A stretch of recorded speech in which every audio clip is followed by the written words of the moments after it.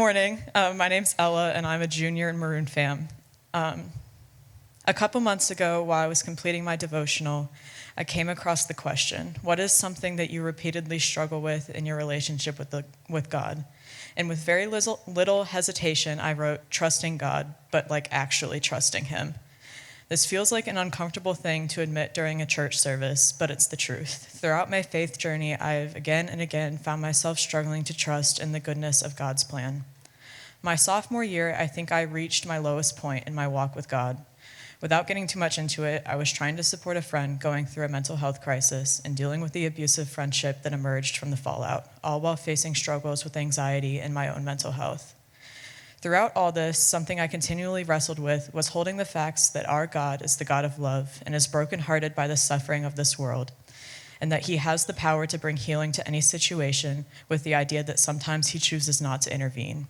I was angry with God that I could not see the light in this situation, and then felt guilty for the anger I was experiencing. I felt like I couldn't bring my anger to him, which meant that I didn't go to him much at all.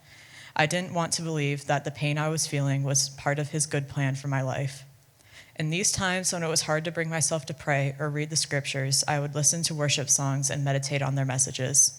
Some songs and lyrics that I found particularly helpful and that I came back to again and again were Highlands by Hillsong United, Whatever I Walk Through, Wherever I Am, Your Name Can Move Mountains, Wherever I Stand, and If Ever I Walk Through the Valley of Death, I'll sing through the shadows my song of ascent. Even if, by mercy me, I know you're able and I know you can, save through the fire with your mighty hands, but even if you don't, my hope is you alone. And do it again by elevation worship. Walking around these walls, I thought by now they'd fall, and you have never failed me yet. These songs became my cries to the Lord in these times when my words failed me. Though it has been a long process, I am slowly beginning to understand that just because God says he has a good plan for my life does not mean that his definition of good is the same as my definition of good. God's version of good is, as Meg often says, capital G good, and better than anything I could ever create for myself, even if there are moments that are very difficult. This requires a lot of trust because my narrow view of the world will never approach to the Lord's infinite and all-knowing perspective. It means letting go of my need to gain some semblance of control over my future and laying it at his feet. I still haven't received any sudden insight into why I went through what I went through, but I am beginning to see the fruit that the resulting spiritual growth has brought into my life.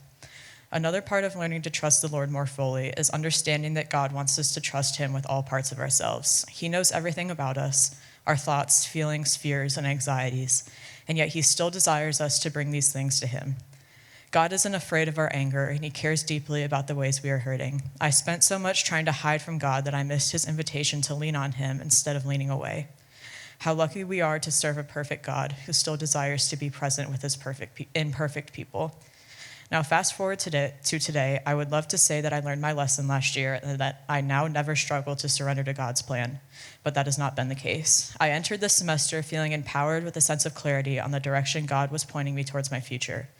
I dove into research, internship applications, and learning about graduate programs with passion and excitement, but somewhere along the way, I became so focused on what I was doing that I lost sight of the why.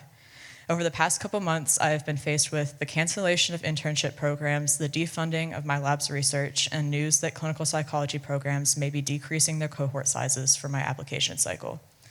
Once again, I found myself struggling to see the Lord's goodness at work in my life. I lost sight of his plan and was instead focusing on my own. The good thing is that I serve a God who is full of grace and love, and battling my lack of trust in his plan has been a little easier this time through. I have experienced encouragement and community, comfort in praising him, and joy in prayer. I have seen his provision in clearing the path for me to end up in just the right internship program for me. I am still experiencing anxiety about the future, but slowly but surely, I am learning to surrender to the goodness of his plan. So if you take anything away from what I've shared, let it be this. God does not promise us that his plan for our lives will be without challenges and pain, but he does promise that in all things he works for the good of those who love him. So lean into his promises and run towards him instead of running away. You have been equipped to handle whatever hardship you are facing, and even if things feel dark or painful right now, the light is coming even if it looks different than you expect. I'm Ella, and that's my snapshot.